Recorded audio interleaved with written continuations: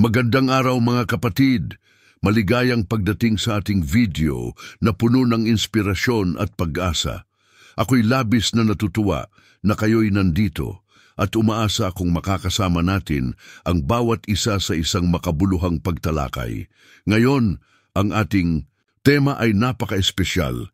Kung paano mababago ng panalangin ang iyong buhay, 99% hindi pinapansin at nawawala ang pagpapala. Alam nyo, sa ating paglalakbay bilang mga tagasunod ni Kristo, madalas tayong nahaharap sa mga pagsubok at hamon. Minsan, tila ang ating mga panalangin ay hindi nasasagot at ang mga pagpapala na inaasahan natin ay tila nawawala sa ating mga kamay. Ngunit nandito tayo ngayon upang pag-usapan ang isang napakahalagang aspeto ng ating pananampalataya, ang kapangyarihan ng panalangin. Ang panalangin ay hindi lamang isang simpleng ritual o tradisyon. Ito ay isang makapangyarihang kasangkapan na nag-uugnay sa ating manlilikha. Sa bawat pag-iyak ng ating puso, sa bawat salitang ating binibigkas, tayo ay lumalapit sa Kanya at sa Kanya tayo ay nagiging mapagpakumbaba. Sa mga pagkakataong tayo ay nawawala sa landas, ang panalangin ang nagiging ilaw natin upang makita ang tamang direksyon. Kaya't nais kong hikayatin kayong samahan kami sa pagninilay-nilay tungkol sa kahalagahan ng panalangin sa ating mga buhay. Bilang mga tao, natural na tayong maghanap ng mga solusyon sa ating mga problema. Madalas, ang ating mga mata ay nakatuon sa mga pisikal na bagay, mga material na bagay, tagumpay sa trabaho o mga relasyon. Ngunit, sa gitna ng lahat ng ito, mayroong isang bagay na madalas nating nakakalimutan, ang tunay na kapangyarihan ng panalangin. Alam ba ninyo na ang panalangin ay may kakayahang baguhin ang ating mga puso, isipan, at kahit na ang ating kapaligiran? Kaya't sa ating pag-uusap ngayon, nais kong tumuon sa tatlong pangunahing aspeto kung paano maaaring baguhin ng panalangin ang ating buhay. Una, ang panalangin ay nagbibigay sa atin ng kapayapaan sa gitna ng kaguluhan. Pangalawa, ito ay nagiging daan para sa ating mga pangarap at layunin na maabot. At pangatlo, ang panalangin ay nagiging instrumento ng pagpapala, hindi lamang para sa atin kundi para sa mga tao sa paligid natin. Magsimula tayo sa kapayapaan. Sa mundong puno ng ingay at alalahanin, ang panalangin ay isang ligtas na kanlungan. Sa tuwing tayo'y nagdarasal, tayo ay nagiging mas malapit sa Diyos at sa Kanyang presensya tayo ay nakakahanap ng kapayapaan. Isipin ninyo, sa bawat pagkakataon na tayo ay lumalapit sa Kanya, ang ating mga pag-aalala ay nagiging mas magaan. Kaya't huwag mag-atubiling magkomento sa ibaba kung paano nakatulong ang panalangin sa inyo sa pagdadala ng kapayapaan sa inyong buhay. Pangalawa, ang panalangin ay nagiging tulay sa ating mga pangarap. Sa pamamagitan ng panalangin na ipapahayag natin ang ating mga hangarin at pangarap kay Lord, sa Kanya walang bagay na hindi posible. Kaya naman, habang tayo ay nag-uusap, isiping mabuti ang mga pangarap na nais ninyong ipagdasal. Makakatulong ito hindi lamang sa inyo, kundi maging sa mga taong nais ninyong tulungan. At panghuli, ang panalangin ay hindi lang para sa ating personal na kapakinabangan. Ito rin ay nagiging daan upang tayo ay maging daluyan ng pagpapala sa iba. Sa ating mga panalangin, tayo ay nagiging kasangkapan ng Diyos upang maabot ang mga nangangailangan. Kaya't habang pinapanood ninyo ang video na ito, isaalang-alang ninyo ang mga tao na nais ninyong ipanalangin. Sa pagtatapos ng ating pagbubukas na ito, nais ko kayong anyayahan na mag-subscribe sa aming channel at i-like ang video na ito kung ito ay nakapagbigay sa inyo ng inspirasyon. Huwag kalimutang ibahagi ang inyong mga saloobin sa comment section. Ang ating mga kwento at karanasan ay mahalaga at maaaring magbigay liwanag sa iba. Muli, salamat sa pagdalo sa ating pagninilay na ito. Naway magsimula tayo ng isang makabuluhang paglalakbay patungo sa mas malalim na pag-unawa sa kapangyarihan ng panalangin. Maghanda na tayong matuto at magbago. Ang panalangin ay isang mahalagang aspeto ng ating espiritual na buhay. Sa Filipos, Pater 6:7, pinapahayag ang isang napakamahalagang mensahe ukol sa ating relasyon sa Diyos sa pamamagitan ng panalangin. Sinasabi dito na huwag tayong mangamba sa anuman, kundi ipahayag ang ating mga pangangailangan sa Diyos sa pamamagitan ng panalangin at pagsusumamo. Ang ating paglapit sa Diyos sa kabila ng ating mga takot at pangamba ay nagdadala ng isang kapayapaan na hindi maunawaan ng mundo.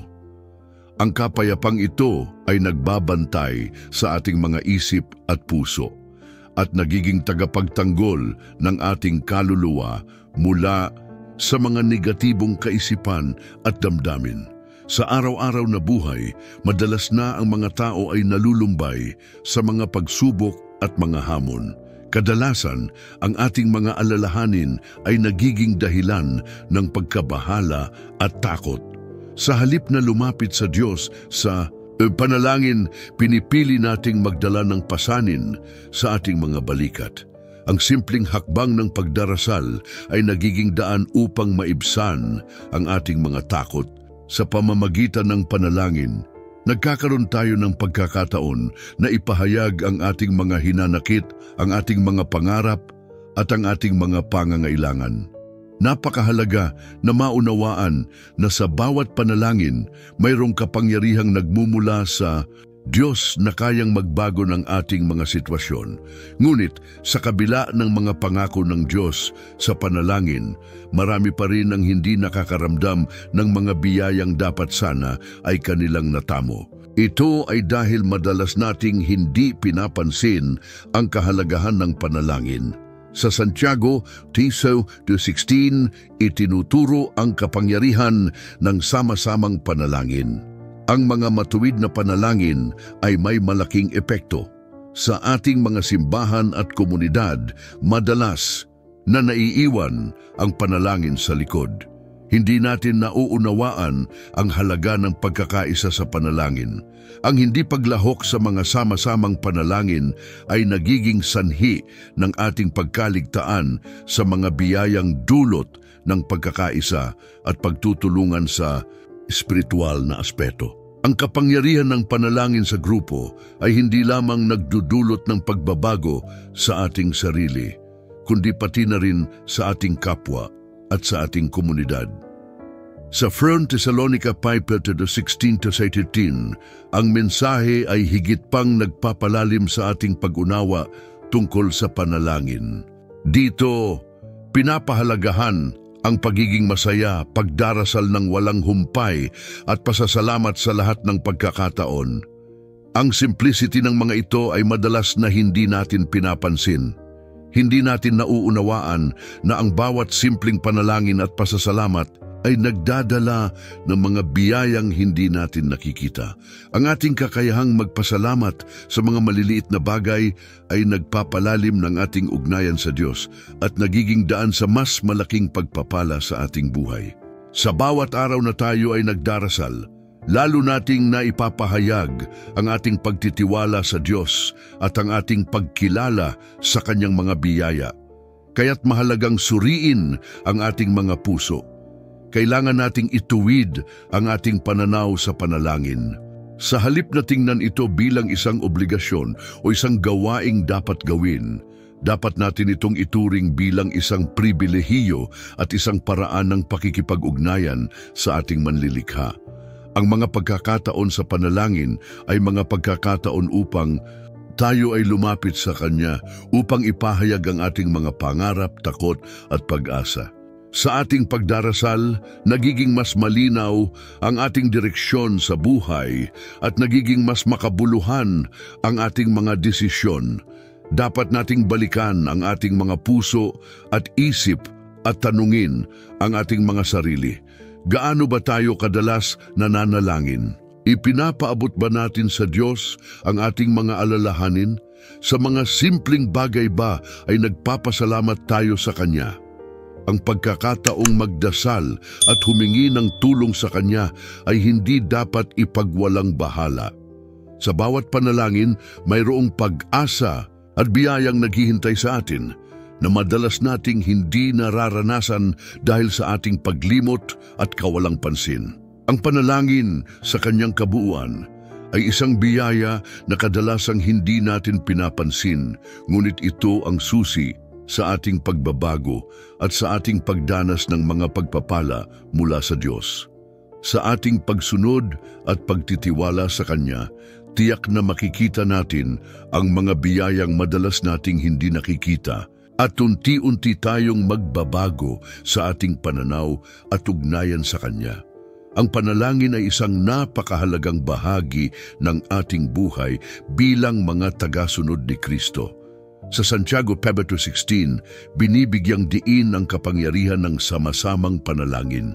Ang panalangin ng tao na matuwid ay may malaking kapangyarihan at ito ay nakagagawa ng mga bagay. Isang mahalagang mensahe na madalas nating nalilimutan sa ating pang-araw-araw na buhay. Sa kabila ng mga hamon at pagsubok, ang panalangin ay nagsisilbing tulay na nag-uugnay sa atin sa Diyos. Gayunpaman, marami sa atin ang hindi pinapansin ang kahalagahan ng panalangin na nagiging dahilan upang hindi natin maranasan ang mga biyayang ipinagkakaloob sa atin ng Diyos. Madalas tayong abala sa ating mga gawain at mga responsibilidad na nagiging sanhi ng paglimot sa simpleng gawain ng pananalangin. Ito ay hindi lamang isang ritual o tradisyon, kundi isang malalim na ugnayan sa ating manlilikha. Ang sama-samang panalangin ay nagbibigay ng mga pagkakataon upang tayo ay magkaisa, magtulungan at makaranas ng mga biyayang hindi natin kayang makuha sa ating mga sarili. Sa mga pagkakataong tayo ay nagtitipon upang manalangin, nagiging mas makapangyarihan ang ating mga panalangin dahil sa pagkakaisa ng ating mga puso at isipan. Isipin natin ang mga pagkakataon kung saan tayo ay nagdaranas ng mga pagsubok. Sa mga pagkakataong ito, ang ating mga panalangin ay nagiging liwanag at pag-asa. Subalit, kung tayo ay nag-iisa at hindi nakikilahok sa sama-samang panalangin, madalas tayong mawawalan ng lakas at inspirasyon. Ang ating mga alalahanin at takot ay nagiging mas mabigat at dito natin nakikita ang epekto ng ating paglimot sa kahalagahan ng panalangin. Sa ating mga komunidad, ang sama-samang panalangin ay hindi lamang nakapagbibigay ng espiritual na lakas, kundi nagbibigay din ng pagkakataon upang makilala natin ang bawat isa sa ating mga pangangailangan. Sa pamamagitan ng panalangin, nagiging mas malapit tayo sa isa't isa at nakabuo ng isang komunidad na handang tumulong at magdasal para sa isa't isa. Ang mga biyayang dulot ng pagkakaisa at pagtutulungan ay hindi lamang nakikita sa mga material na bagay, kundi higit sa lahat sa mga espiritual na pagpapala na ating natatanggap. Ang hindi pagbibigay pansin sa panalangin ay nagiging hadlang sa ating pag-unlad. Sa 1 Tesalonica 5:16-17, inaatasan tayong magpasalamat sa lahat ng pagkakataon at manalangin ng walang humpay. Ang simpleng gawain ng pasasalamat at panalangin ay nagiging susi sa pagbubukas ng mga pinto ng biyaya. Sa tuwing tayo ay nagiging mapagpasalamat, nagiging mas bukas ang ating puso sa pagtanggap ng mga biyayang ipinagkakaloob ng Diyos. Madalas, ang ating mga mata ay nakatuon sa mga bagay na wala tayo, sa mga problema at hamon na ating kinakaharap, at nalilimutan natin ang mga biyayang nasa ating paligid. Kapag tayo ay nagdarasal, tayo ay nagiging mas mapanuri sa mga magagandang bagay na nagiging bahagi ng ating buhay. Ang panalangin ay hindi lamang tungkol sa paghiling sa Diyos, kundi ito rin ay isang pagkakataon upang tayo ay magmuni-muni at makilala ang mga biyayang ibinuhos niya sa atin. Ang kapayapaan na dulot ng panalangin ay hindi matutumbasan ng kahit anong bagay. Nagtuturo ito sa atin na sa kabila ng mga pagsubok, mayroong Diyos na handang makinig at umalalay sa atin. Sa tuwing tayo ay nananalangin, nagiging matatag ang ating pananampalataya at nagkakaroon tayo ng lakas upang harapin ang mga hamon sa buhay. Ang panalangin ay nagbibigay sa atin ng pag-asa na kahit sa pinakamasalimuot na sitwasyon, mayroong liwanag na nagmumula sa ating pananampalataya at sa ating ugnayan sa Diyos. Sa kabuuan, ang panalangin ay hindi lamang isang simpleng aktibidad, kundi ito ay isang mahalagang bahagi ng ating espiritual na paglalakbay. Ang paglimot sa kahalagahan nito ay nagiging dahilan upang hindi natin maranasan ang mga biyayang handog ng Diyos. Sa ating pagtawag sa Kanya, sa ating sama-samang pananalangin, at sa ating patuloy na pagpapahalaga sa mga simpleng bagay, tayo ay nagiging bahagi ng isang mas malawak na plano ng Diyos para sa ating mga buhay. Ang panalangin ay isang makapangyarihang instrumento na ibinigay sa atin ng Diyos upang makipag-ugnayan sa Kanya. Sa 1 Thessalonians 2:18, ipinapakita na ang panalangin ay hindi lamang isang obligasyon, kundi isang paraan ng pamumuhay. Sa talatang ito, hinihimok tayo na magalak, magdasal ng walang humpay at magpasalamat sa lahat ng pagkakataon. Ang mga simpleng bagay na ito ay madalas na hindi natin pinapansin, ngunit ang kakulangan ng ating atensyon sa mga ito ay nagiging sanhi ng pagkawala ng mga biyayang naghihintay sa atin. Sa ating modernong buhay, madalas tayong abala sa mga bagay na materyal at pansariling interes. Sa gitna ng mga gawain, nakakalimutan natin ang kahalagahan ng panalangin.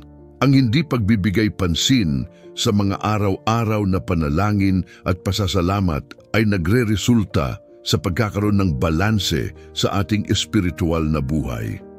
Sa ating pakikihamok at mga pagsubok, ang panalangin ang nagsisilbing ilaw na nagbibigay ng gabay. Ito ay nagbibigay daan upang tayo ay makaramdam ng presensya ng Diyos sa ating mga buhay. Ang ating kakayahang magdasal ng walang humpay ay nagsisilbing paalala na ang ating relasyon sa Diyos ay hindi limitado sa mga oras ng pangangailangan o krisis. Sa halip, ang panalangin ay dapat na maging bahagi ng ating pang-araw-araw na buhay. Ang pagkakaroon ng regular na pag-uusap sa Diyos ay nagbibigay sa atin ng lakas at katatagan sa mga hamon na ating kinahaharap. Sa pamamagitan ng panalangin, naipapahayag natin ang ating mga takot, pagdududa at mga pangarap. Sa kabila ng mga benepisyo ng panalangin, maraming tao ang hindi ito pinapansin. Maaaring ito ay dahil sa kawalang pag-asa o kaya'y sa paniniwala na ang mga panalangin ay hindi nasasagot.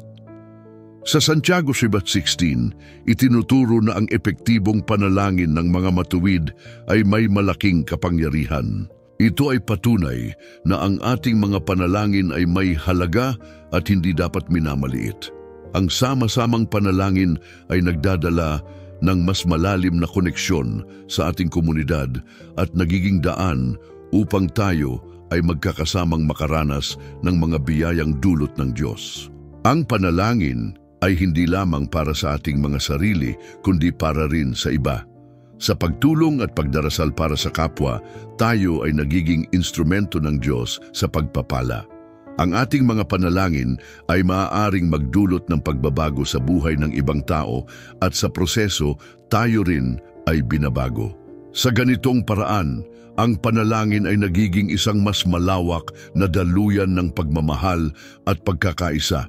Hindi maikakaila na ang ating mundo ngayon ay puno ng mga pagsubok at pagsubok. Sa mga ganitong sitwasyon, ang panalangin ang nagsisilbing ating sandigan. Ang mga panalangin na tila maliit ay nagdadala ng malaking pagbabago sa ating mga puso at isip. Sa pamamagitan ng panalangin, natututo tayong magtiwala sa plano ng Diyos para sa ating buhay. Ang pasasalamat sa kabila ng mga pagsubok ay nagiging daan upang makita natin ang mga biyayang nakapaligid sa atin. Dito natin nakikita ang halaga ng pagkilala sa ating mga biyaya.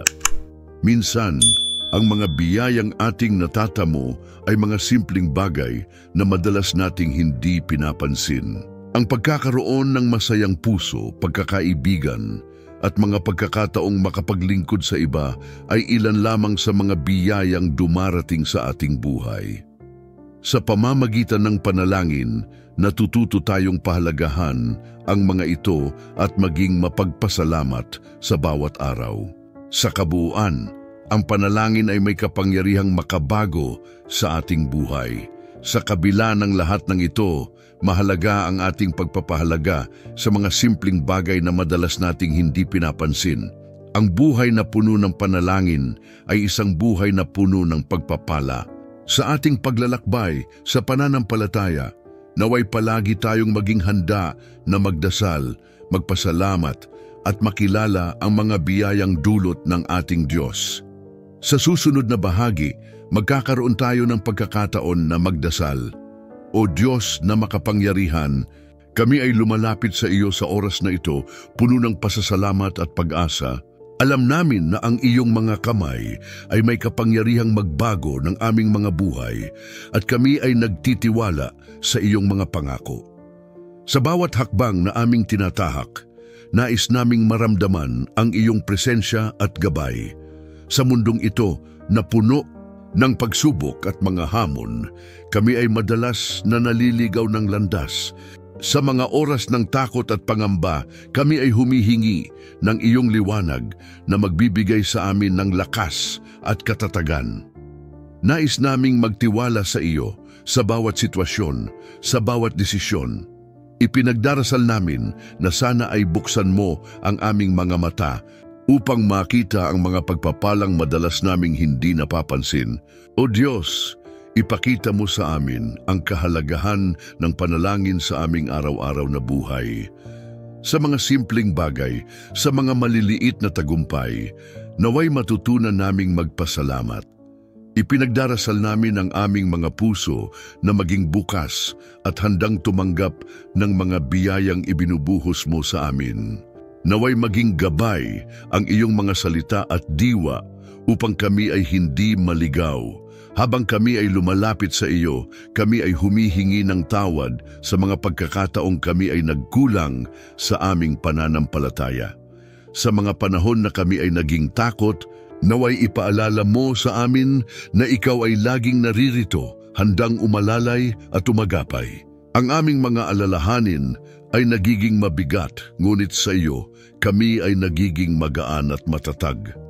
Panginoon, tulungan mo kaming makilala ang mga bagay na tunay na mahalaga. Sa mundong ito ng materyalismo, madalas naming nalilimutan ang tunay na halaga ng pagmamahal at pagkakaisa.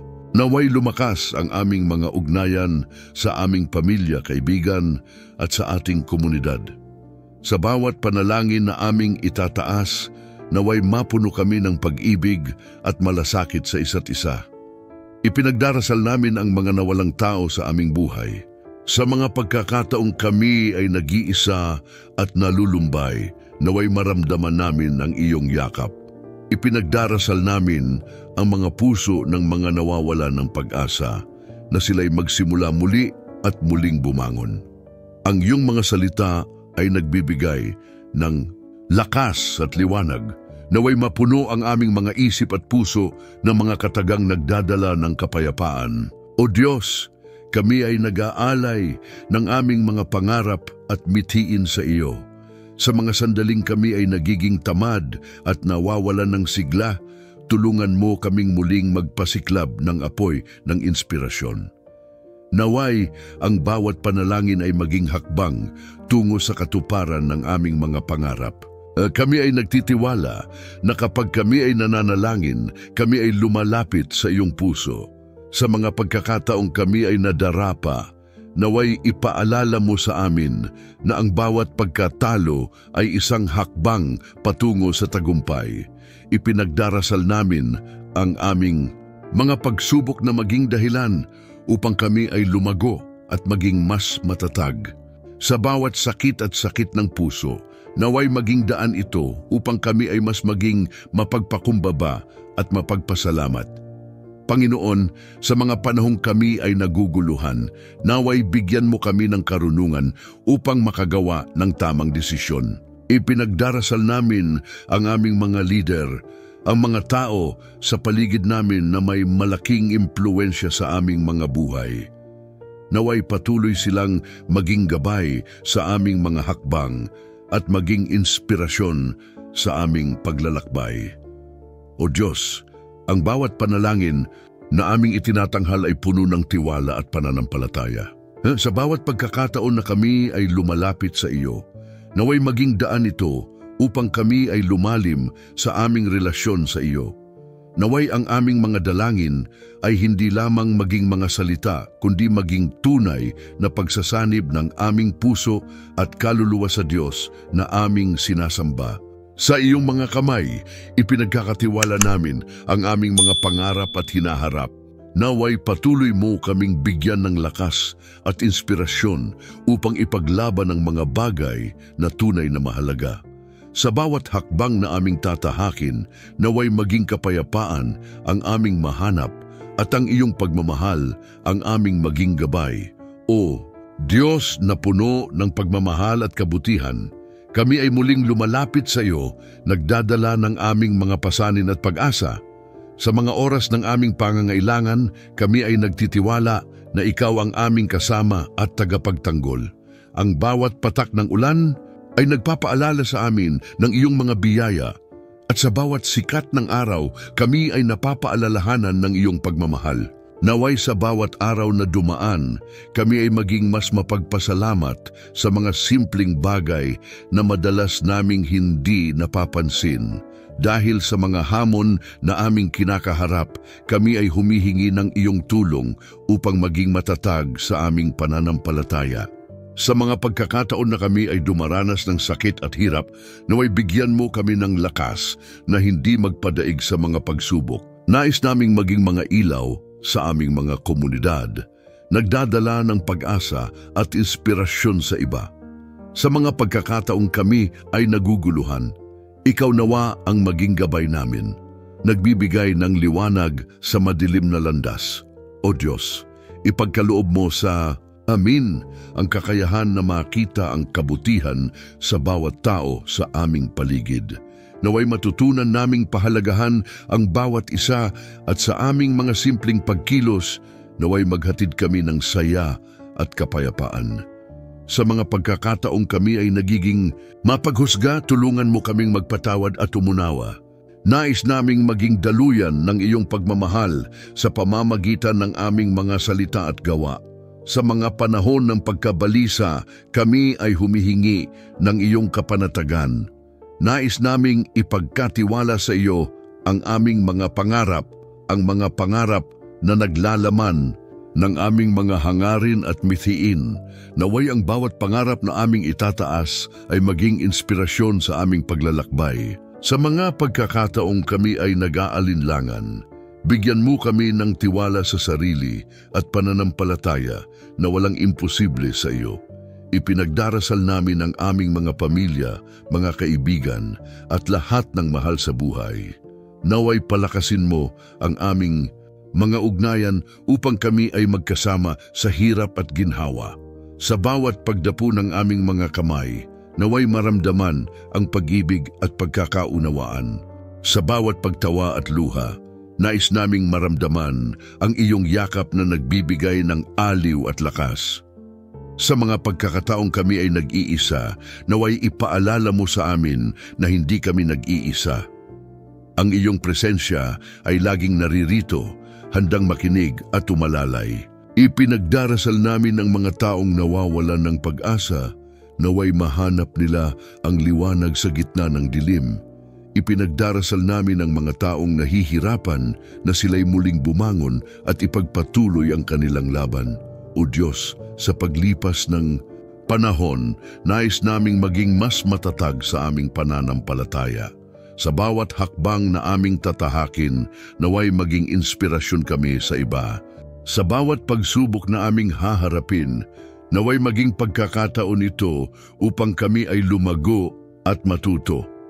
Hiling namin na ang aming mga pagkatalo ay maging hakbang patungo sa tagumpay at ang bawat pagkukulang ay maging daan upang kami ay maging mas mapagpakumbaba. Panginoon, sa mga sandaling kami ay nalilito, bigyan mo kami ng karunungan upang makagawa ng mga tamang desisyon. Ipinagdarasal namin ang aming mga leader, ang mga tao na may mahalagang papel sa aming komunidad.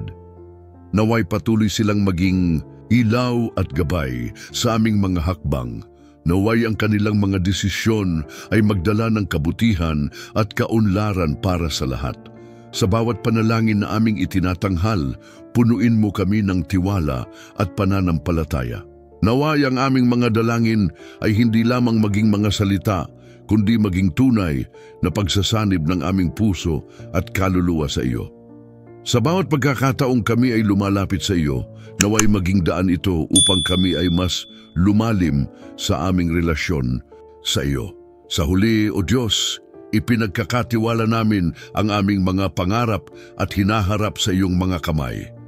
Naway patuloy mo kaming bigyan ng lakas at inspirasyon upang ipaglaban ang mga bagay na tunay na mahalaga. Sa bawat hakbang na aming tatahakin, naway madama namin ang kapayapaan at ang iyong pagmamahal ang maging aming gabay. Amen.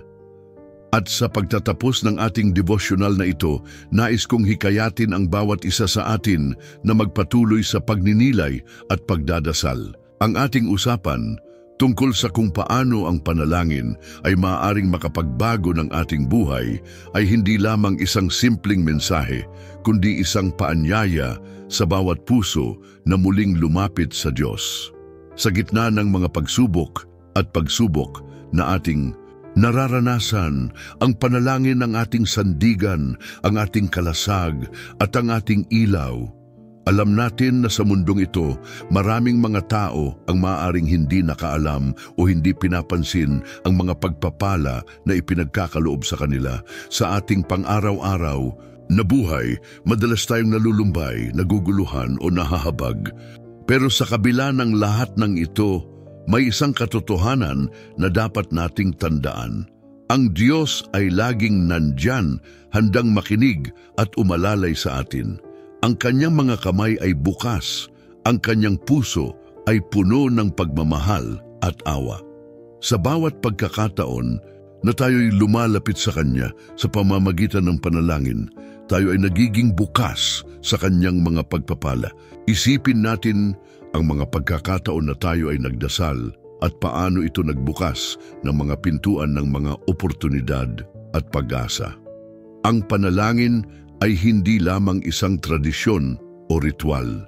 Ito ay isang relasyon sa ating tagapaglikha. Sa bawat salita na ating binibigkas, tayo ay nakikipag-ugnayan sa Kanya. At sa bawat tanong o hinanakit, tayo ay nakakahanap ng kapayapaan at kaliwanagan. Kaya't magpatuloy tayo sa pagdadasal. Huwag tayong matakot na ipahayag ang ating mga takot, pangarap at mga pagnanasa sa Kanya. Minsan ang mga sagot sa ating mga panalangin ay hindi agad natin nakikita. Maaaring may mga pagkakataon na tila tayo'y inaantala o nawawalan ng pag-asa. Pero sa ganitong mga pagkakataon, mahalaga ang ating pananampalataya. Ang pananampalataya na kahit na hindi natin nakikita ang mga sagot sa ating mga panalangin, alam natin na ang Diyos ay may mas mataas na layunin at mas magandang plano para sa atin.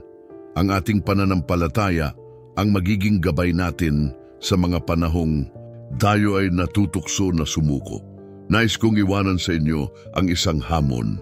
Sa susunod na pagkakataon na kayo ay humaharap sa isang sitwasyon na tila wala ng pag-asa, subukan ninyong lumapit sa Diyos sa pamamagitan ng panalangin. Isulat ang inyong mga hiling, mga takot at mga pangarap at ipagdasal ito ng may pananampalataya. Pagkatapos buksan ang inyong puso sa mga posibilidad na maaring ibigay sa inyo ng Diyos. Minsan, ang mga pagpapala ay dumating sa mga anyo na hindi natin inaasahan. Kailangan din nating maging mapagpasalamat. Madalas sa ating mga panalangin, ang ating focus ay nasa mga bagay na wala tayo. Pero dapat din nating isama ang pasasalamat sa ating mga dasal. Sa bawat araw, maglaan ng sandali upang isipin ang mga pagpapala na mayroon ka na. Maging ito man ay maliliit o malalaki, ang pagpapahalaga sa mga ito ay magdudulot ng higit na kasiyahan at pagpapayaman sa ating espiritual na buhay. Huwag nating kalimutan na ang Diyos ay isang Diyos ng pag-ibig at awa. Siya ay laging handang tumanggap sa atin anuman ang ating mga pagkukulang. Kaya't sa bawat pagkakataon na tayo ay naglalakad sa ating buhay, dalhin natin ang ating mga puso sa Kanya at hayaan natin ang Kanyang pagmamahal ang magbago sa atin.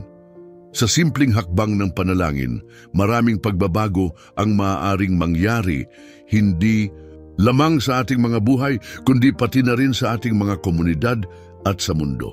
Magpatuloy tayo sa paglalakbay na ito kasama ang Diyos. Sa ating pagdadasal, sa ating pakikinig sa Kanyang salita at sa ating pagkilos batay sa Kanyang mga aral, tiyak na makakakita tayo ng mga pagbabago at pagpapala sa ating paligid.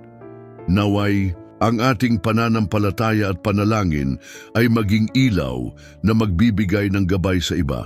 Hanggang sa muli, naway pagpalain tayo ng Diyos sa bawat hakbang na ating tatahakin.